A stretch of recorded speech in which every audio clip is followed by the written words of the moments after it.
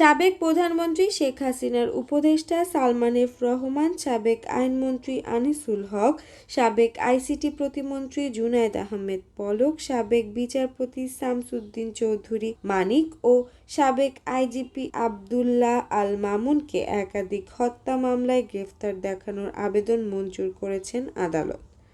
বুধবার সকালে কারাগার থেকে তাদের ঢাকার চিফ মেট্রোপলিটন ম্যাজিস্ট্রেট আদালতে আনা হয়। এরপর তাদের সিএনএন হাজতখানায় রাখা হয়। সকাল ৮টা ১০ তাদের আদালতের এজালানে ওঠানো হয়। এ সময় রাজধানীর বাড্ডা, লালবাগ, আদাবর ও খিলগাঁও থানার ১৩টি হত্যা মামলার একাধিক মামলায় তাদের বিভিন্ন জনকে গ্রেফতার দেখানোর আবেদন করেন পুলিশ। শুনানি শেষে মেট্রোপলিটন ম্যাজিস্ট্রেট জাকির আল ফারাবীর আদালত তাদেরকে বিভিন্ন মামলায় গ্রেফতার দেখানোর আবেদন মঞ্জুর করেন। শুনানি শেষে তাদের ফের কারাগারে নিয়ে যাওয়া হয়েছে।